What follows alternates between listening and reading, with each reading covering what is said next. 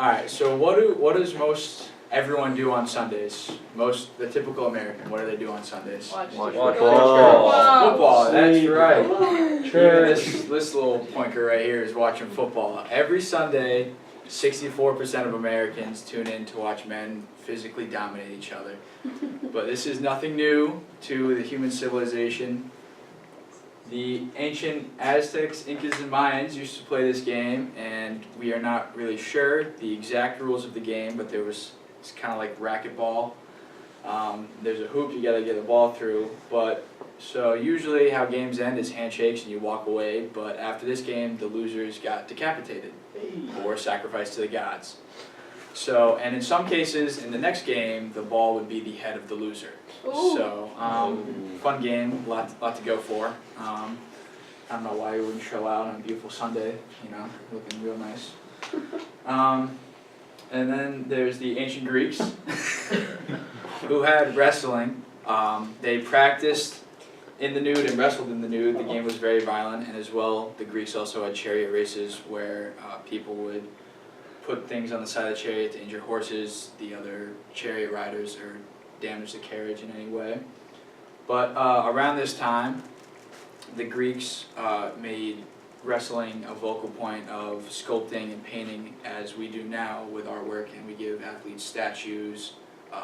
Photography is big, so you can kind of see parallels in the way that we treat athletes and the way they did hundreds of years ago.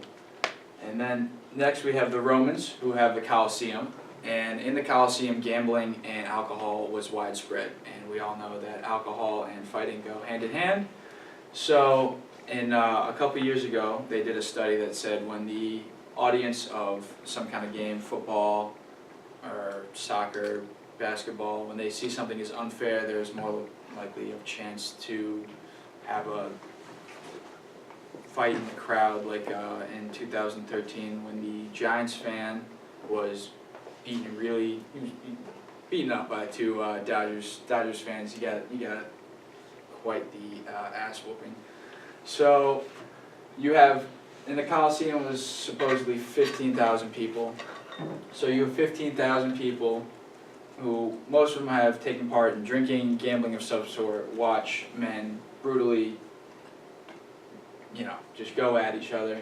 So that also puts more chance of, and if there's something unfair, there's more chance of a fight breaking out in the actual stands of the Coliseum.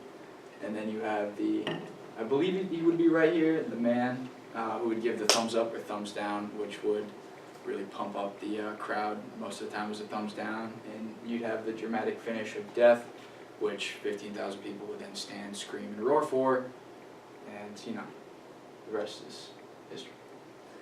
But not also in sports did humans watch violence for fun time. Back in the 14th century, you could ask a girl out on a date to a beheading.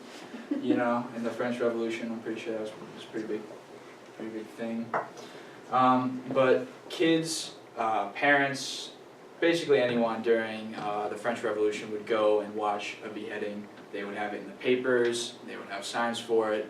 It was an all-day event. And you could go to the park, the town square, and watch maybe friends, maybe not, be beheaded, and it was a big thing.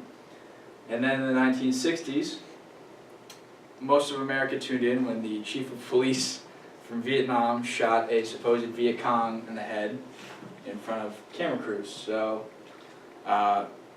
humans have been watching violence for hundreds, thousands of years in their recreation. And there's been a recent study where they tested mice. Look at this guy, real good looking.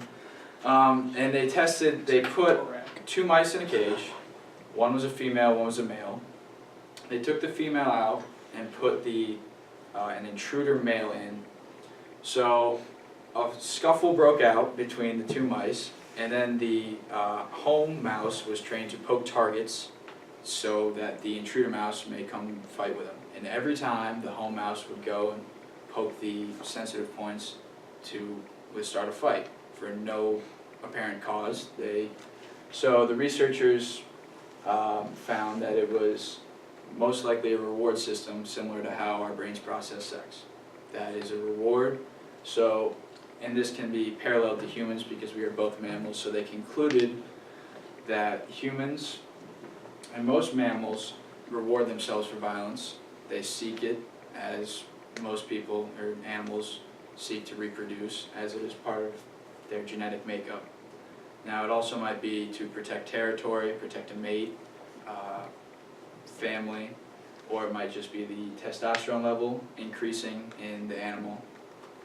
But for centuries, humans have sought to hurt each other in recreation, as do most mammals, and I don't think it hasn't been without the human race, and I don't think it will be for a long time. So that is